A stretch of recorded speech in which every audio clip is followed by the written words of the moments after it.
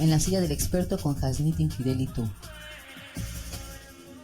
Hola, ¿qué tal? Me da muchísimo gusto saludarle. Mi nombre es Hasnit Infidel. Bienvenido y bienvenida a la silla del experto número 29, el día de hoy con Hasnit Infidel y tú. Yo soy Hasnit Infidel y le agradezco que esté el día de hoy conmigo en este programa número 29 para que podamos estudiar diversos aspectos que vamos a estar materializando en nuestro trabajo diario con nuestros clientes, generando dinero, generando oportunidades de trabajo en este país y desarrollándolas lo mejor posible en beneficio de nuestros clientes, de nuestro país y de nuestros colaboradores y de las personas y en general de la sociedad. Porque cualquier servicio que se preste siempre tiene una repercusión social.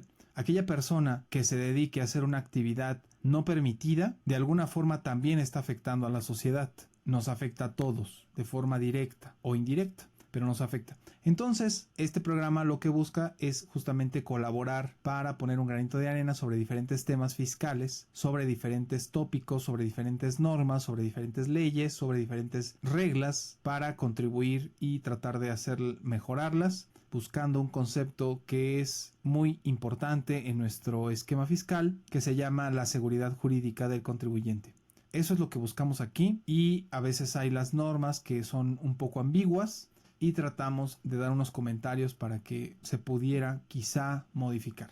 Hoy vamos a estudiar el tema de aspectos fiscales importantes para las empresas en México. Este tema es importante porque forma parte de aquellos temas con los que se hace negocio. Y le voy a plantear algunos esquemas que nosotros tenemos que conocer cuando vamos a hacer un negocio. ¿Qué cosas tenemos que considerar cuando vamos a hacer un negocio? Ahorita se lo voy a plantear.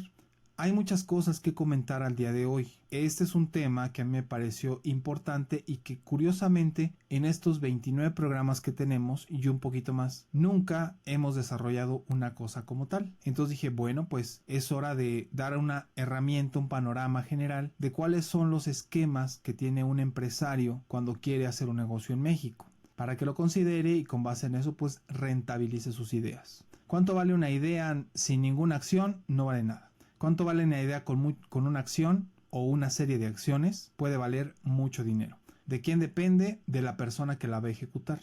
Y cuando esa persona que la va a ejecutar tiene mejor información, ejecuta mejor necesariamente. Porque nadie está ejecutando para perder, todos ejecutamos para ganar. Entonces, de ahí estriba la importancia de este tema del día de hoy. Por eso vamos a estudiar el día de hoy los aspectos fiscales importantes para las empresas en México. Eso significa que una mala decisión puede costar mucho dinero y una buena decisión puede ser un gran negocio. ¿De quién depende? De la persona que lo ejecute, de la visión que tenga y de la información que tenga. Entonces, el día de hoy vamos a hacer como una especie de equipo. En este programa vamos a hacer un equipo en donde yo le voy a dar una exposición lo más clara y útil posible, como una especie de caja de herramientas, para que con base en eso usted pueda, en su caso, pues tener una visión más perfeccionada de lo que es un negocio en México. Antes de comenzar este camino, que el día de hoy vamos a comenzar usted y yo para emprenderlo por una vereda, que a veces tiene 2 caminos o a veces tiene 3. Entonces vamos a comenzar este camino y antes de comenzar el camino nos tenemos que preparar. Y si usted quiere estar en contacto conmigo, le voy a dejar mi correo electrónico que es en la silla del experto @soyejecutivofiscal.mx para que usted esté en contacto conmigo.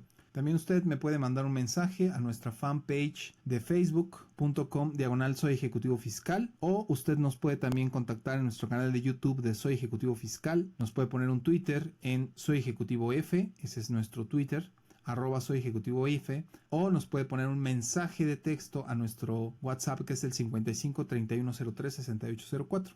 Con todos esos datos, y también ya la última que se me faltaba es que usted puede ser mi amigo a través de mi Facebook personal que es Hasnitin Cabrera. ¿Cuál es la mecánica? Tenemos 3 pasos. El primer paso, usted me busca en Facebook con mi nombre de Hasnitin Cabrera. Segundo paso, parte del primer paso es que me manda una solicitud. Segundo paso, usted me manda un mensaje diciéndome que forma parte de nuestra comunidad de programas, de los programas, y que bueno, pues vamos a ser amigos en Facebook. Tercer paso, esperar a que yo me conecte, y si inmediato estoy conectado, pues inmediatamente lo agregaré, no pasa ningún problema. Y hasta que Facebook me permita tener amigos, yo lo estoy invitando para que usted sea mi amigo. Creo que va a llegar un momento en donde Facebook ya no te permite que tengas tantos amigos. Y si esa situación llegara a pasar, bueno, pues yo le estaría comentando para migrar a otro esquema para que usted siga estando en contacto conmigo. Por eso, pues llega un momento en donde esto se llene y ya no pueda tener más amigos. Por eso, si usted está escuchando este programa y quiere ser mi amigo para estudiar conmigo en mis redes sociales, bueno, pues no lo espere más y agrégueme, por favor,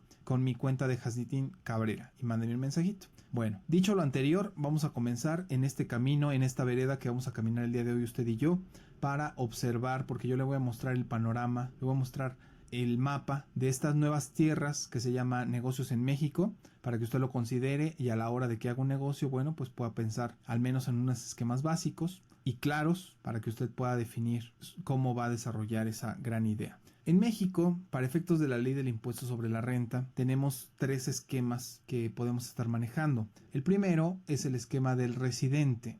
El segundo es el esquema del residente en el extranjero con establecimiento permanente en México. Y el tercero es el residente en el extranjero sin establecimiento permanente en México, pero con fuente de riqueza. Y este concepto de fuente de riqueza, si usted se da cuenta, lo planteé 3, pero 2 están relacionados con residentes en el extranjero y 1 está relacionado con residente en territorio nacional.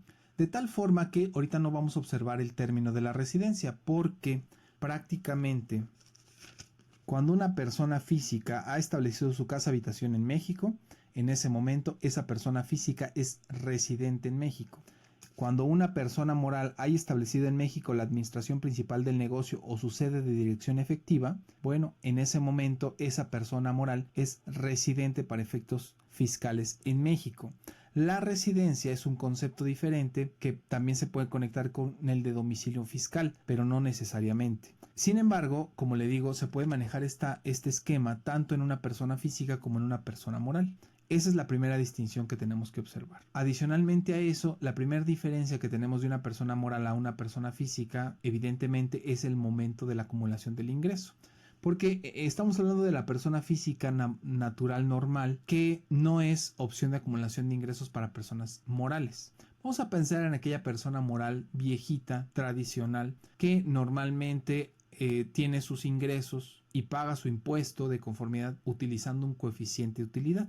Y bajo ese aspecto, cuando hablamos del coeficiente de utilidad, también hablaremos de la acumulación del ingreso en la fecha en el que ocurra cualquiera de las 3 situaciones que marca justamente la ley de renta, como es la expedición del comprobante, la entrega de la mercancía o la prestación del servicio, o el cobro de cualquier cantidad, incluyendo anticipos. Bueno, bajo este esquema entonces lo que estamos observando es que la persona moral no tiene ninguna diferencia respecto de una persona moral tradicional. Sin embargo, el momento de la acumulación es muy importante porque trasciende a la persona física y trasciende a la persona moral, porque ellos no van a establecer ese momento. El momento principalmente va a venir regulado en la ley del impuesto sobre la renta. Y entonces aquí viene una pequeña gran diferencia que tenemos de una moral a una física, como es el momento de la acumulación del ingreso, porque una física normalmente acumula conforme a flujo y la moral no. Sin embargo, bueno, pues dadas las condiciones que marca la ley de renta, una persona moral, no obstante que no ha cobrado ninguna cantidad, podría ser sujeta del pago de un impuesto. Esa es una situación lamentable. Por el caso de una física usted va a observar un tratamiento completamente diverso a este que estamos señalando, porque aquí el ingreso, la acumulación del ingresos es hasta que es efectivamente percibido, dice el artículo 102 en el primer párrafo. Bueno, pequeña gran diferencia, porque mientras uno sí tiene dinero para el pago del impuesto, el otro no lo tiene. Entonces eso es lo que puede hacer que esta empresa pues finalmente acabe financiando un impuesto.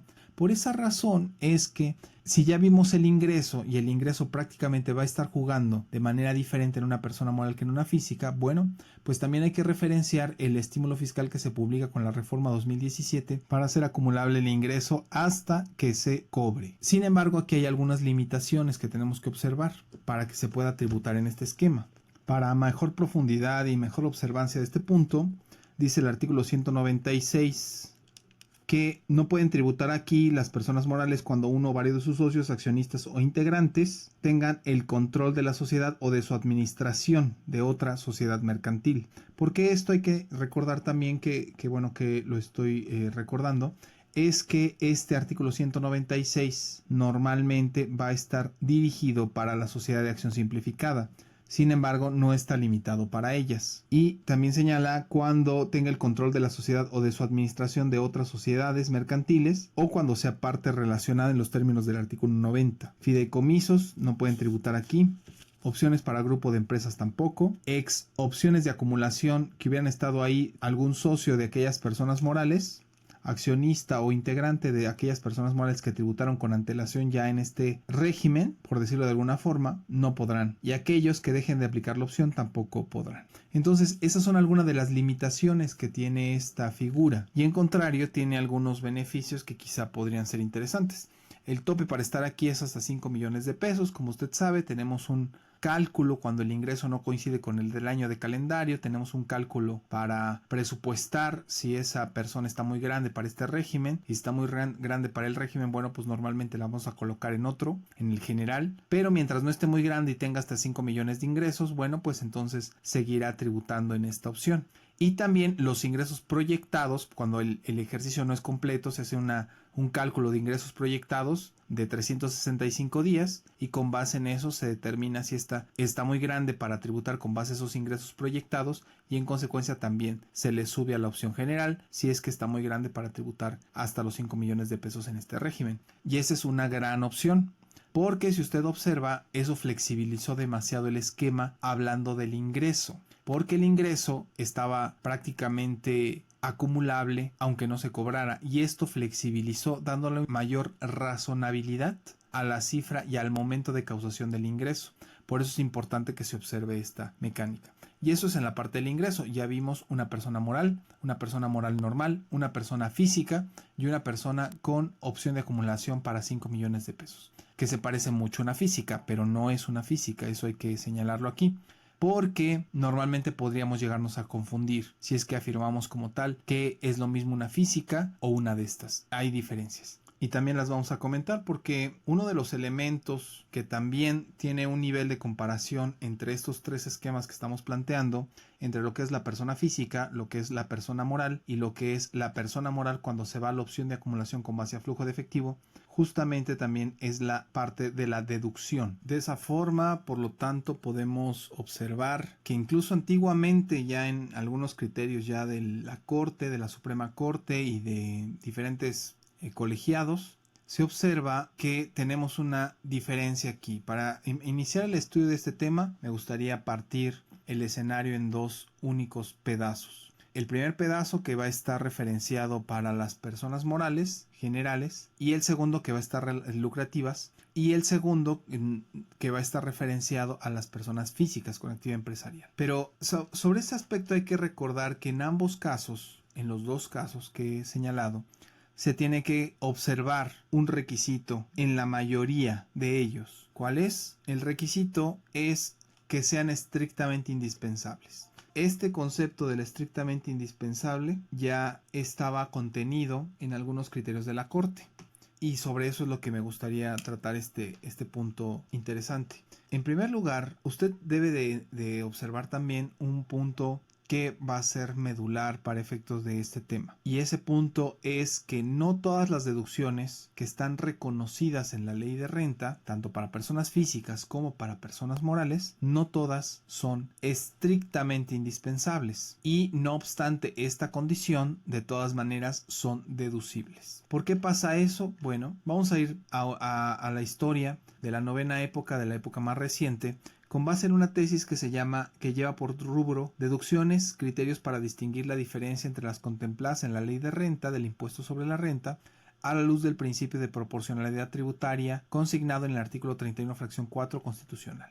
Esta tesis es buena referencia porque estamos hablando de una jurisprudencia de la primera sala de la Corte.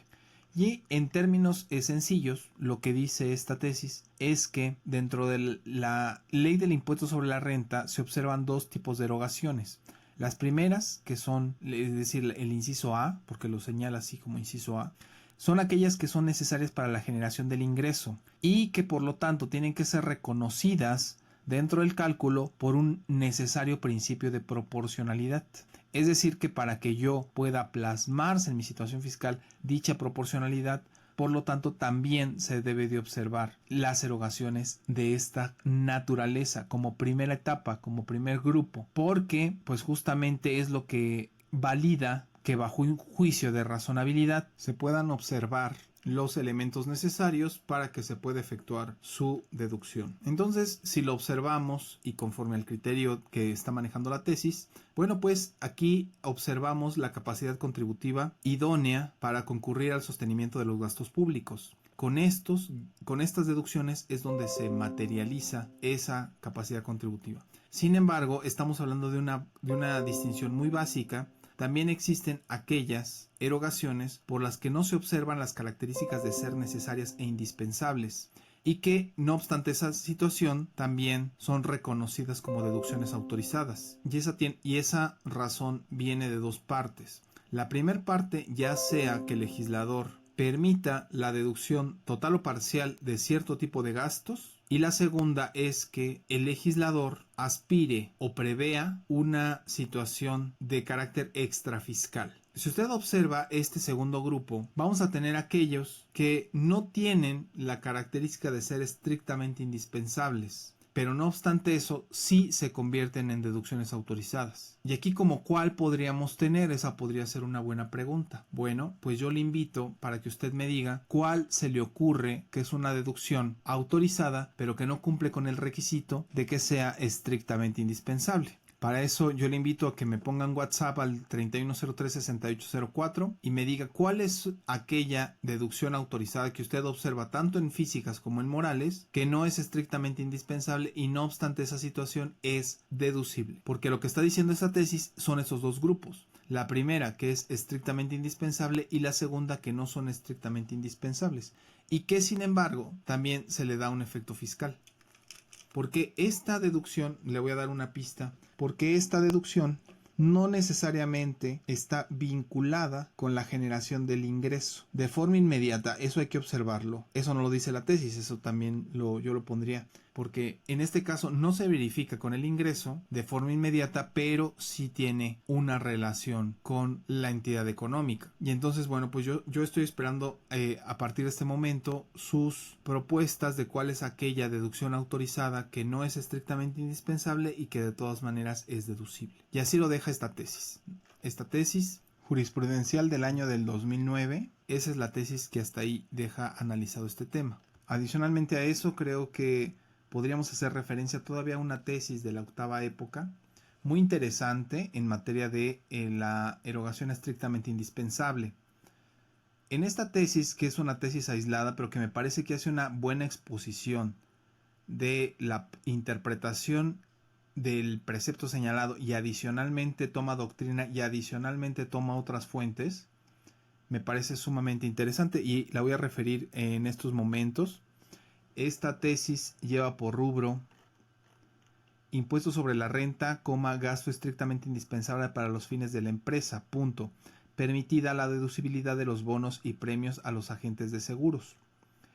Y bueno, en primer lugar, con lo que inicia esta tesis es que el estrictamente indispensable es para los fines de la empresa. Y aquí me gustaría hacer una precisión antes de comenzar con este punto interesante. Fíjese que, como yo le decía, que este tema lo podemos dividir en dos partes para efectos de lo que estamos analizando, el efecto que tienen las empresas, este tipo de erogaciones, la trascendencia que tiene dentro de las empresas. Bueno, pues justamente nos vamos a referir a lo que actualmente nos señala el artículo 27 en la fracción primera. Porque cuando vamos a hablar de personas morales lucrativas, vamos a observar que puede ser estrictamente indispensable para los fines de la actividad del contribuyente. Entonces aquí podemos observar que lo que está diciendo es que el estrictamente indispensable es para los fines de la actividad del contribuyente. Ese en el caso de las personas morales. Mientras que el artículo 105, en la fracción segunda, establece el estrictamente indispensable para la obtención de los ingresos por los que se está obligado al pago de este impuesto en los términos de esta sección.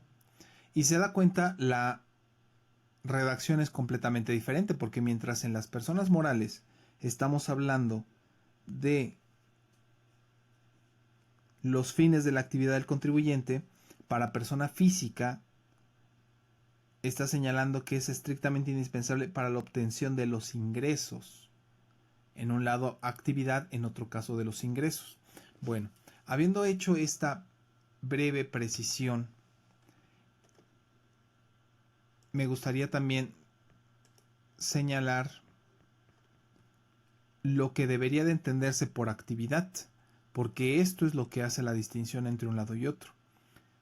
Por un lado la actividad para la moral y por el otro lado el ingreso para la física. El ingreso, pues ya no tenemos ningún problema con el ingreso porque ese desde hace años está definido. Pero, ¿qué pasa con la actividad? La actividad, para efectos del diccionario de la lengua española, tiene varias definiciones, pero una que se adapta al contexto en el que lo estamos aplicando es conjunto de operaciones o tareas propias de una persona o entidad. Entonces, este conjunto de operaciones o tareas propias de una persona o entidad, hablando de actividad, conectando el estrictamente indispensable para los fines de la actividad, es decir, para los fines del conjunto de operaciones o tareas propias de la persona o entidad, ¿en qué momento se puede verificar en el mundo ideal? Porque podemos entender que tenemos un mundo ideal y también tenemos una realidad. Normalmente esto lo vamos a tener sustentado dentro del objeto. Y entonces si hablamos de una lucrativa, posiblemente podríamos estar verificando el artículo 3 de la Ley General de Sociedades Mercantiles respecto de la regulación del objeto.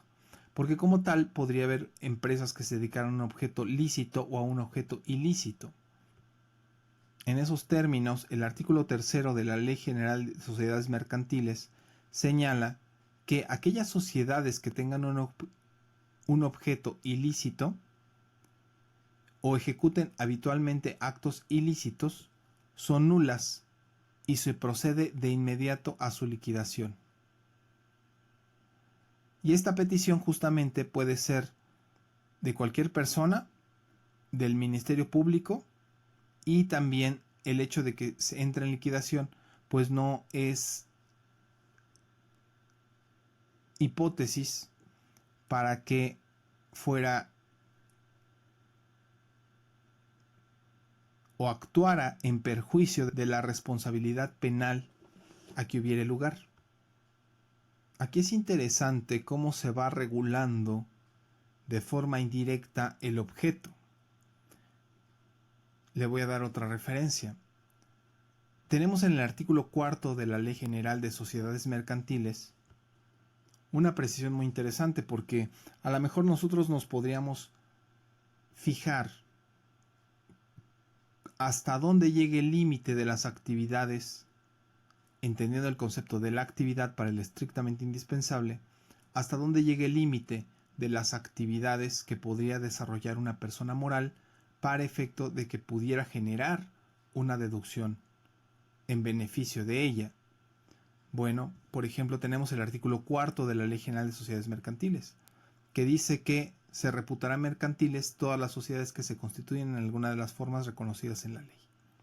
Las sociedades mercantiles podrán realizar todos los actos de comercio necesarios para el cumplimiento de su objeto social, salvo lo expresamente prohibido por la ley y los estatutos sociales. ¿Ok? Entonces eso significa que con base en este artículo se tiene una carta abierta para realizar todos los actos de comercio necesarios para el cumplimiento de su objeto social. Artículo muy importante que se va a conectar con el artículo 27, fracción primera de la Ley de Renta. Bueno, habiendo hecho este paréntesis, vamos a estudiar ahorita el concepto del estrictamente indispensable a partir de esta tesis de la octava época.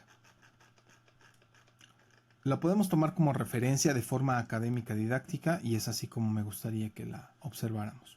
Muy bien, dice, bueno, ya había leído el rubro, impuestos sobre la renta, gastos estrictamente indispensables para los fines de la empresa, es permitida la deducibilidad de los bonos y premios a los agentes de seguros. Y dice, bueno, ¿sabes qué? Van a ser estrictamente indispensable para los fines de la actividad, pero la ley de renta utiliza una concepción que hasta cierto punto va a ser de forma genérica. ¿Por qué? Porque quizá la ley reconoce que no puede establecer una definición que abarque todas las hipótesis factibles o establecer reglas generales para su determinación. Y entonces, ¿cuáles van a ser las vías para la verificación del estrictamente indispensable? Bueno, aquí dice, ¿sabes qué? Va a ser de acuerdo a los fines de cada empresa, es decir, muy relacionado con el objeto, evidentemente, y al gasto específico en sí. De tal forma que en primer lugar tenemos aquellas erogaciones que deberán cumplir con el estrictamente indispensable. Y para efectos, aquí en esta tesis, maravillosamente, hacen una cita el diccionario de la lengua española. Y entonces señala el significado del término estrictamente y dice que está referenciado precisamente en todo rigor de derecho. Estrictamente. Y estricto va a ser estrecho, ajustado enteramente a la necesidad o a la ley. De tal forma que adicionalmente señala la tesis que tiene tres acepciones. Y aquí van en el sentido, la primera, que precisa, forzosa e inevitablemente ha de ser o de suceder. Segundo, dícese de lo que se hace y ejecuta obligado de otra cosa, como opuesto a voluntario y espontáneo. Tercero, que es menester indispensable o hace falta para un fin. Y entonces la tesis hasta este punto hace una interpretación de lo que debe entenderse como estrictamente indispensable, únicamente conforme al significado común y usual de los calificativos empleados por el legislador, es decir, estrictamente indispensable. De tal forma que estrictamente necesario entendemos lo ajustado enteramente a la necesidad, a la ley, que inevitablemente ha de hacerse o ajustado para alcanzar un fin determinado.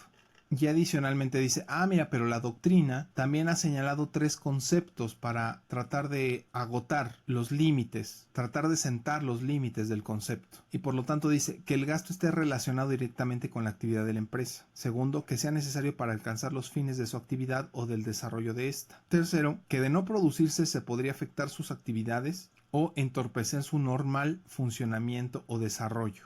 Entonces, con base en estos tres conceptos, con base en las expresiones de las palabras como tal, con base en el diccionario, bueno, pues se concluye entonces que lo estrictamente necesario va a ir ajustado enteramente a la necesidad o a la ley.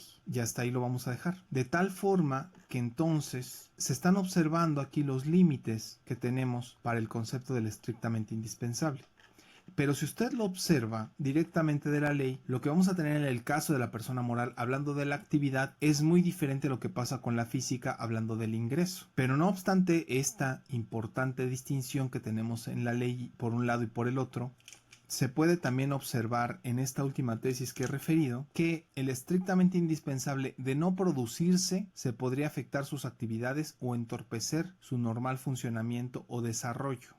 ¿Y esto por qué lo comento? Porque actualmente lo que estamos viviendo es que aún en el caso de las personas morales, las personas físicas, ya estaba en las físicas, pero en las personas morales, bajo esta expresión de la actividad no estaba tan claro. Entonces lo que al día de hoy se está observando es que el ingreso tiene que estar amarrado con la deducción, de tal forma que trasciende la esfera de la persona moral para tratar de establecerle requisitos de la persona física, siendo que expresamente los preceptos o los párrafos o los artículos, la letra como tal, es muy diferente. Entonces es algo que usted tiene que considerar a la hora de que esté desarrollando su negocio, que esa erogación normalmente se pueda materializar en un beneficio para la empresa y que ese beneficio para la empresa o esa actividad materializada pues finalmente esté reconocida dentro del objeto para que se pueda desarrollar esa actividad. Sobre todo ya lo veíamos en el caso del artículo 3 y 4 de la Ley General de Sociedades Mercantiles. A decir verdad, el tema de la deducción es un tema sumamente amplio, muy amplio. Sin embargo, me gustaría tomar un criterio porque dijimos que también íbamos a tratar de introducir algunos conceptos novedosos. Bueno, me gustaría introducir esta tesis que es respecto de la distinción entre las deducciones estructurales y no estructurales y lleva por título Deducciones estructurales y no estructurales. Punto. Razones que pueden justificar su incorporación en el diseño normativo del cálculo del impuesto sobre la renta. De tal forma que aquí cita una tesis y dice, mira, la primera sala de la Corte ya distinguió entre dos tipos de deducciones en materia de impuestos sobre la renta, como ya lo veíamos, aquellas que son necesarias para generar el ingreso del contribuyente y aquellas que no son necesarias, pero que no obstante también son deducibles. Entonces, esta tesis lo que hace es señalar e identificar las deducciones estructurales, es decir, aquellas que son sustantivas y aquellas que son no estructurales o beneficios, así les llama.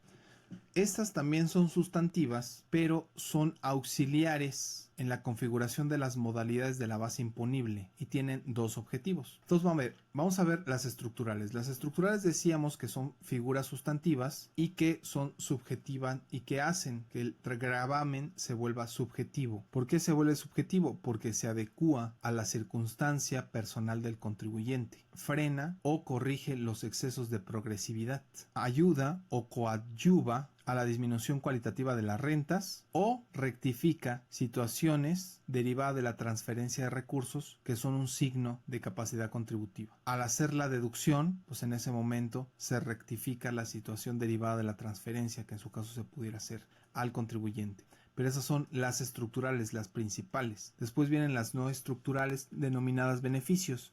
Aquí es importante señalar, como ya lo decía, que estas son figuras sustantivas que auxilian en la configuración de la base imponible del impuesto sobre la renta, de tal forma que existen algunas diferencias respecto de las estructurales que vienen incluso en la misma tesis. Por ejemplo, que en el caso de ellas tienen como objetivo conferir o generar beneficios preferencialmente a ciertos sectores, o pretenden obtener alguna finalidad específica, ya sea por materia política del Estado o en su carácter extrafiscal. Entonces vamos a observar que estas segundas de no estructurales como tal pueden incluso establecerse para incentivar o darle un efecto extrafiscal, es decir, más allá de lo que es la propia contribución y el pago de la contribución.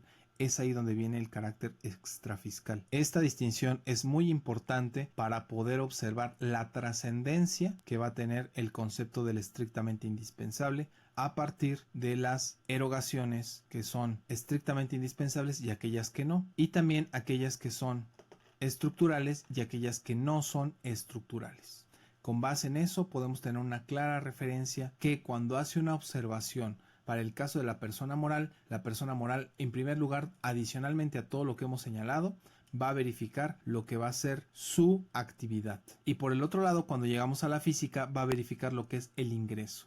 Pero cuando nos vamos al terreno de la actividad, es importante señalar aquí que se tendrá que verificar también que esa erogación pues justamente esté coadyuvando al desarrollo del objeto y que el desarrollo del objeto pues necesariamente también al ser una persona moral lucrativa pues tendría que tener una repercusión en la obtención de algún beneficio económico, de tal forma que es ahí donde se verifica la conexión que al día de hoy está tratando la autoridad fiscal de señalar respecto del ingreso y la actividad de la persona moral. Y como se puede observar, bueno, pues se podrían decir bastantes cosas alrededor de la deducción. Sin embargo, es importante señalarlo que, bueno, pues para efectos de las personas morales tenemos la deducción que normalmente integrará costo de lo vendido y la otra que va a ser para efecto de la persona física que va a ser directamente la adquisición. La adquisición que integra la deducción en el caso de la persona física con base en el artículo 103 fracción segunda y en el caso de la persona moral con base en el artículo 39 primer párrafo del costo de lo vendido. Y quizá en este punto es donde podríamos hacer la referencia sobre la opción de acumulación de ingresos para personas morales. Porque con base en el artículo 198, en el segundo párrafo, se establece que todas aquellas morales que se vayan conforme a la opción de acumulación, pues deducirán adquisiciones, casi como lo señalaba el artículo 103 fracción segunda para efecto de la persona física. Y es ahí donde se trata de equiparar el tratamiento de una moral con una física en la parte de la deducción. Concepto importante para las empresas en nuestro país porque no será lo mismo deducir conforme al costo de lo vendido hasta que se acumule el ingreso y se genere el ingreso y en contrasentido con el simple hecho de adquirir la mercancía se podría generar la deducción, una situación muy diferente que hace la distinción entre un negocio que tendríamos a través de una persona física, entre un negocio que tendríamos a través de una persona moral normal y una persona moral que se hubiera subido a la opción de acumulación de ingresos hasta 5 millones de pesos constituidas por personas físicas. Esa es otra importante precisión que tenemos que jugar aquí para los efectos fiscales importantes para las empresas en México. Y como último punto de estos que estamos tratando el día de hoy, me gustaría ver el retiro de las utilidades en el esquema de una persona moral y en el esquema de una física.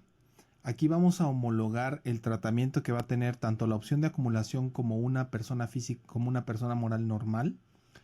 Es decir, una persona que optó por la opción de acumulación y una persona moral que no optó por la opción de acumulación, quizá porque no podía, pero en estos casos vamos a equipararlo y adicionalmente una persona física normal con actividad empresarial, de tal forma que en el retiro de las utilidades, pues normalmente una persona física, pues después de haber hecho la disminución de sus impuestos, pues prácticamente ese dinero se queda en su bolsa sin mayor carga. Pero en el caso de una persona moral, con estas dos características, tanto en la opción como sin la opción, pues podría tener una tasa adicional, y esa tasa adicional pues podría ser del 10% conforme al 140 segundo párrafo, en el entendido de que se trataría de los dividendos o utilidades que sean percibidos por personas físicas residentes en México, distribuido por personas morales residentes en el país. Y esta tasa adicional también se presenta cuando sean dividendos o utilidades percibidos por personas físicas residentes en México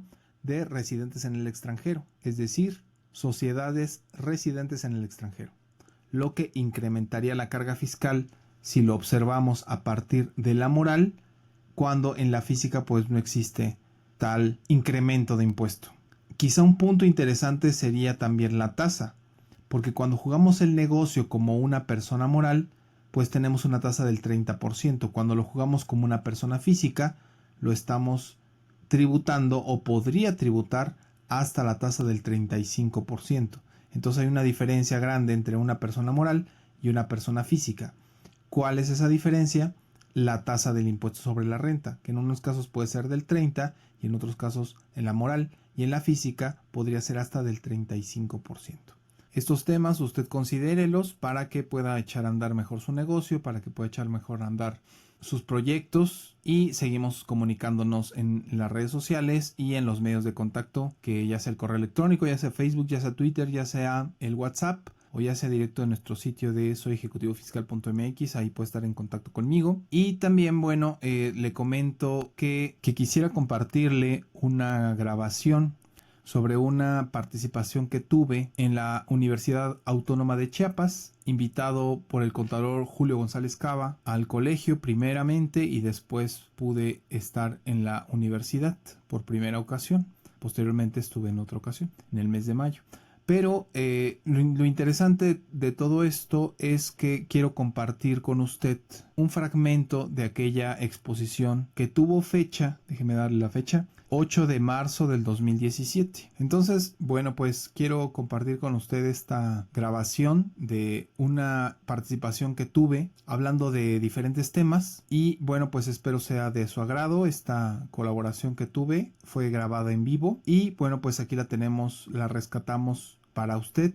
Espero que sea de su agrado. Para mí fue un gusto el día de hoy haber estado con usted, ya sea en mi correo electrónico, que es en la silla del experto @soyejecutivofiscal.mx, en nuestra fanpage de Soy Ejecutivo Fiscal, en nuestro Twitter @soyejecutivov, en nuestro WhatsApp, que es el 5531036804, donde me puede mandar su mensaje para nuestro programa número 30. Recuerde que espero sus mensajes para el programa número 30, que va a ser un súper programa, es el que viene. Yo esperaría que usted estuviera conmigo en ese programa como parte de esta silla del experto. Y también puede estar en contacto conmigo a través de mi Facebook personal, que es Hasnitin Cabrera. Nada más mándenme un mensajito de que usted nos sigue en los programas y mire, seguimos en contacto. Bueno, entonces espero que esta grabación sea de utilidad para usted y nos vemos muy pronto en nuestro programa número 30. Muchas gracias. Adelante con la grabación.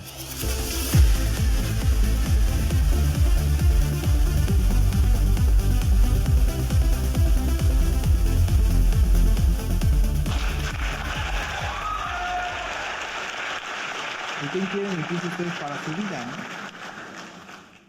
¿Queremos lo mismo para nosotros?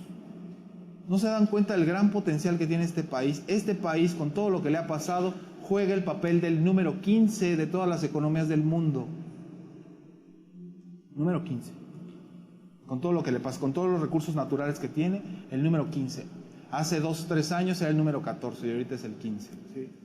Entonces, ese es el potencial. La mesa está servida. ¿Qué falta? Que alguien tome liderazgo. Eso es lo que falta. Que sea una persona inteligente, que pueda decidir, ¿sabes qué? Vamos a hacer esto, vamos a hacer esto, vamos a hacer esto. ¿Sí? Es lo que ha faltado. Entonces, yo quiero, al menos, iniciar el debate con esa idea de la transformación y romper los esquemas que hasta el día de hoy nos han planteado. Por lo que respecta a mi materia, la materia fiscal, quiero hacer énfasis en algunos aspectos que nos están ahogando a las empresas. ¿Qué es lo que nos ahoga a las empresas? ¿Sabe? Les voy a dar un dato para que ustedes evalúen lo que pueden hacer y lo que hacen.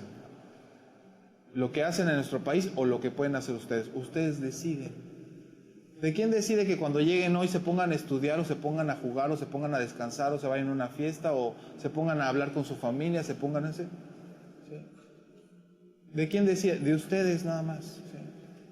Ser líder en este país cuesta mucho trabajo. Salir, asomar la nariz al mundo cuesta mucho trabajo. Por eso decía Alfonso Reyes, ustedes no saben, Alfonso Reyes, que casi era premio Nobel, Alfonso Reyes, que se convirtió en un pilar de la fundación de la UNAM, cuando se da la migración de los españoles, a principios del siglo XX, decía, es que los europeos no saben lo que nos cuesta a nosotros los latinoamericanos asomar la nariz al mundo.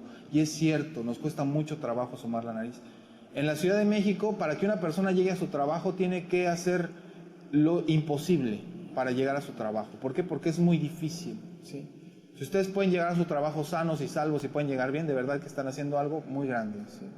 Entonces, no es fácil. No va a ser fácil, pero nadie dijo que iba a ser fácil, ¿sí? Nadie dijo que nos iban a regalar las cosas. Lo que sí es que es empezar a tomar las decisiones y empezar a tomar un poquito las riendas de nuestro país. ¿Saben cómo? Estudiando.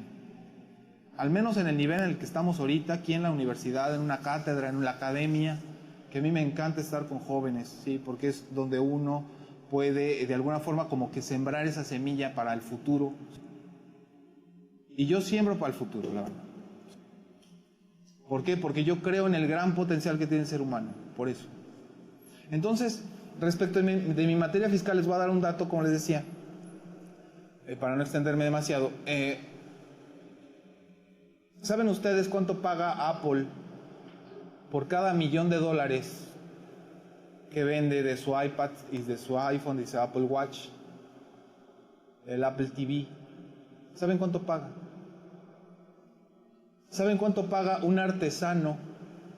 Fíjense, ¿cuánto paga un artesano de impuesto cuando vende su artesanía y genera una factura electrónica a través de una cosa denominada un proveedor de servicios de expedición de comprobantes?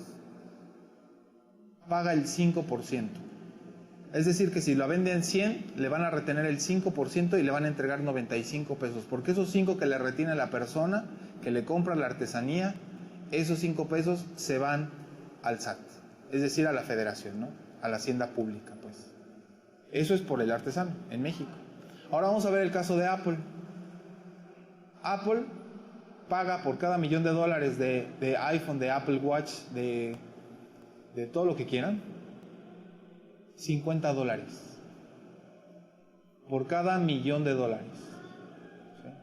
Si ustedes agarran su calculadora y hacen 50 entre $1,000,000, no les va a dar ni el 0.001. No les va a dar. ¿Cuál es la diferencia? ¿Saben cuál es la diferencia? Entre un artesano que paga el 5 y Apple que no paga ni el 0.001%. ¿Saben cuál es la diferencia? La información. Es la diferencia. Entonces, yo insisto que entre mejor información tengamos, entre mejor disposición tengamos para cambiar las cosas van a cambiar. Es como, yo veo así nuestro país, ¿no? Veo nuestro país, uno está por acá luchando en lo solitario, otro está por acá luchando en lo solitario, otro está por acá luchando por lo solitario. Ok, tan fácil que sería que todos nos uniéramos. Por eso les insisto, me da gusto que ustedes sean una facultad unida. Y me da gusto llegar al colegio donde hay gente unida.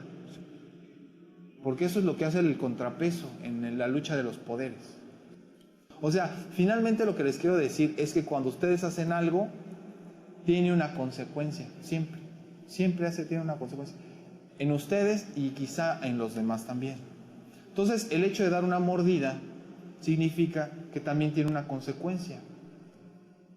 Y que en ese momento puedes esquivar la multa, puedes esquivar al federal o al poli o el candado, lo que ustedes quieran, pues sí. Pero tiene una consecuencia. Entonces, lo que yo planteo también es hacer una especie de recapitulación de los valores para que se pueda dar un profesionista íntegro. Les voy a dar un dato. Vamos a poner el ejemplo, porque esto se basa en una normatividad internacional que yo aprendí. Y les voy a poner dos ejemplos. El primer ejemplo es una persona que es muy capaz, contador, pero es una persona que no tiene valores. Y la siguiente es una persona menos capaz, contador, pero que tiene valores. ¿Qué significa tener un valor? ¿Se han puesto a pensar qué significa tener un valor? Significa tener respeto por la gente, significa valorar la amistad, eso significa buscar el bien para los demás, eso también, significa ser solidario con los demás, eso es tener valores. Entonces, eso se evalúa. Ustedes van a pedir trabajo a una empresa en Estados Unidos que se basa en esta normatividad. Esa normatividad de alguna forma se aplica a nivel federal por los manuales de auditoría interna que tienen, porque es de auditoría interna, de control. Entonces, ustedes van y piden trabajo, y en esta dupla que les estaba comentando de los dos casos, ¿a quién cree que contratarían en Estados Unidos? ¿Al que es capaz y sin valores, o al que es menos capaz pero tiene valores? Les voy a dar un caso, todavía no contesto. Les voy a dar un caso. Fíjense, ¿por qué una persona que tiene valores se vuelve tan atractiva empresarialmente? ¿Por qué una persona que tiene valores se vuelve tan atractiva? Una persona con valores es atractiva, totalmente atractiva. Si a mí me presentan las dos personas, yo contrato, yo como empresario, yo contrato a la persona que tiene valores. ¿Y saben por qué? ¿Saben por qué esa persona vale más que la otra persona?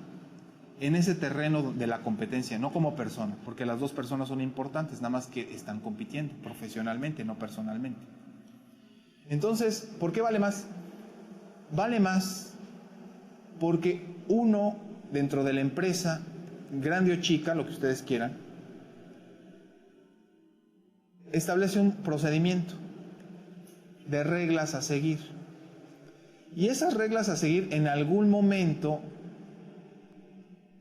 van a ser falibles, es decir, que van a ser imperfectas, ¿no?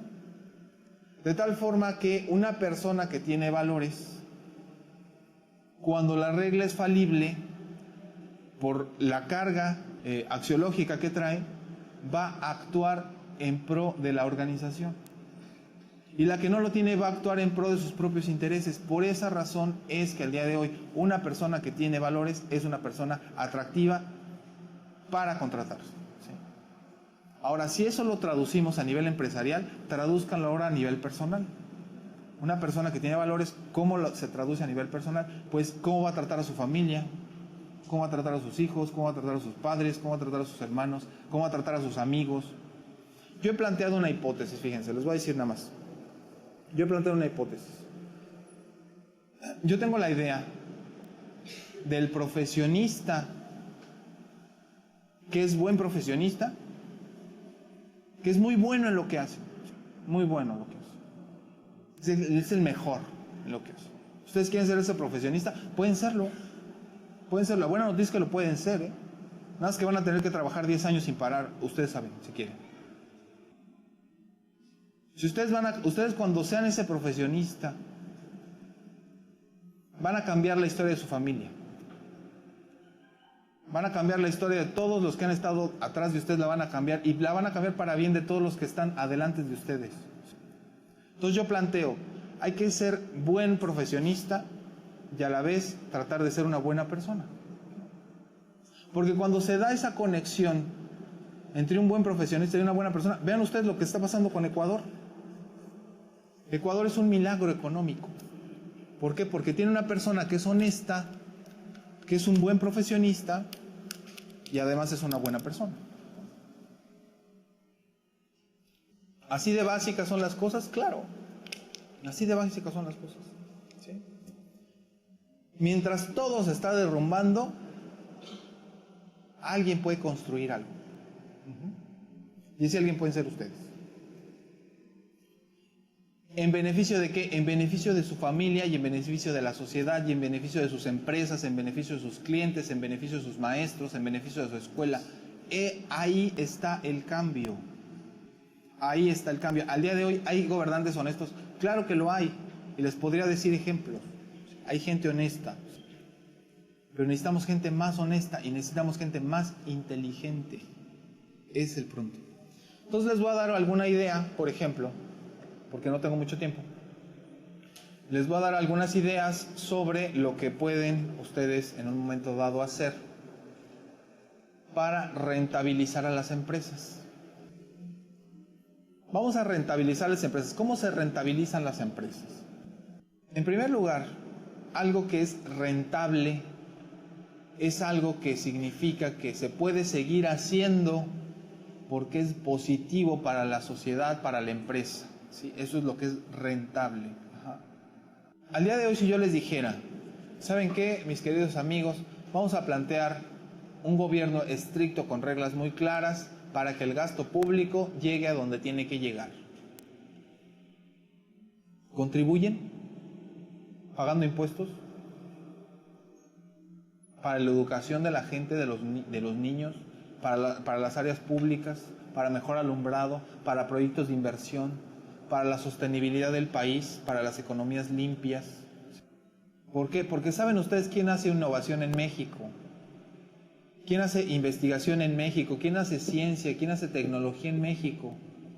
No la hacen las empresas, la hacen las universidades.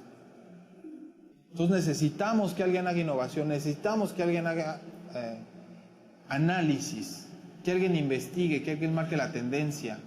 Eso es lo que necesitamos. Ajá. Bien, adicionalmente a eso, quiero, como les decía, dejarles algunos temas también de rentabilidad de la empresa. ¿Cómo hacemos que la empresa sea más rentable? En el momento en el que reinvertimos. En ese momento es más rentable. Cuando el dinero, miren, el dinero tiene un costo. Si ustedes no están gastando su dinero, entonces lo deberían de ahorrar. Y cuando lo ahorran, lo deberían de invertir. Porque si no, su dinero está perdiendo capacidad adquisitiva, ¿no? Y el dinero tiene un costo. El día de hoy, el mismo dinero no vale lo mismo que vale hace un mes o que vale hace un año. ¿Sí? El dinero se va depreciando, ¿de acuerdo? Como les decía, vamos a rentabilizar la empresa. En el momento en el que reinvertimos, ese dinero tiene un costo. Siempre el dinero tiene un costo. Cualquier persona que les venda a crédito, por ejemplo, Liverpool, si algún día ustedes van, o donde quiera que ustedes vayan, les voy a decir, si lo compras a crédito te lo doy a tal precio, pero si me lo pagas de una vez te doy un descuento. Y el descuento que les están planteando ahí justamente es el valor del dinero por los 6 meses, por los 2 años que les van a dar el crédito. ¿Estamos de acuerdo en eso? ¿Okay? Entonces, ¿cómo rentabilizamos la empresa? Reinvirtiendo.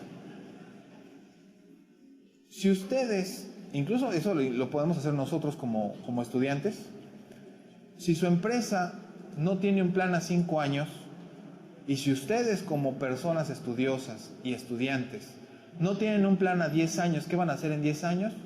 Pues entonces nunca vamos a llegar a donde queremos llegar. Dicen, por ejemplo, que bienvenido aquel que no sabe a dónde va, porque ¿qué creen? Ya llegó. Voy a plantear unas conclusiones. En primer lugar, tenemos que ser responsables de lo que hacemos. ¿Sí? Como profesionistas. ¿Sí? A lo mejor ustedes no han tenido la mala experiencia de encontrarse con un doctor, yo sí la he tenido, de encontrarme con un doctor, que uno acude al doctor para tratar de arreglarse un problema que trae, de los dientes, una vez me pasó, ¿no? Y el doctor y la doctora, sí, vamos a hacer esto y lo otro, pues no me arregló absolutamente nada, me dejó peor, ¿no? Y cuando le fui a reclamar me dijo, no, es que yo no soy responsable, no, es que yo no puedo, y se perdió. Ustedes quieren ser esa gente que anda corriendo porque la van a encarrar, porque no pudo responder de algo. Ustedes quieren ser esa gente que se anda escondiendo, ¿sí? Que tiene que estar corriendo, que tiene que estar engañando a los demás. ¿Nosotros vamos a ser esa gente? No. Nosotros vamos a cobrar bien, vamos a cobrar caro quizá, pero vamos a hacer las cosas bien, ¿no? Yo creo que el que quiera conmigo le va a costar, pero también le va a ir muy bien, ¿no? Así piensan ustedes, ¿no? ¿De qué depende? Su trabajo ustedes lo van a regalar. Yo vengo aquí a regalarlo, ¿por qué? Por ustedes, ¿saben? Porque yo sé que ustedes son el futuro de mi país. Y sé que ustedes van a hacer cosas increíbles en el futuro. Por eso. Por eso cuando me dijo Julio, ¿sabes qué? Vamos a la universidad. Dije, encantado de la vida, ¿eh? Encantado. Encantado de la vida. Entonces, vamos a estudiar. A mí me encanta estudiar y me encanta compartir, ¿no? Justamente en la mañana que me hizo el honor mi amigo Julio de invitarme al colegio, dije, claro que sí, encantado, ¿no? Voy y comparto lo poquito que tengo y aprendo de siempre de todo, ¿no? Entonces, estudiemos, vamos a estudiar. Segunda conclusión, hay que ser gente honesta, ¿no?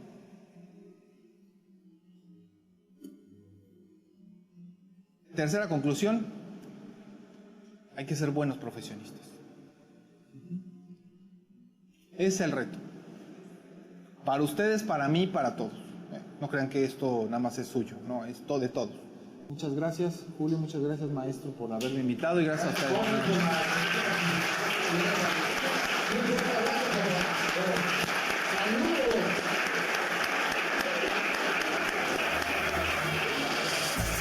En la silla del experto con Jasnitin Fidel y tú.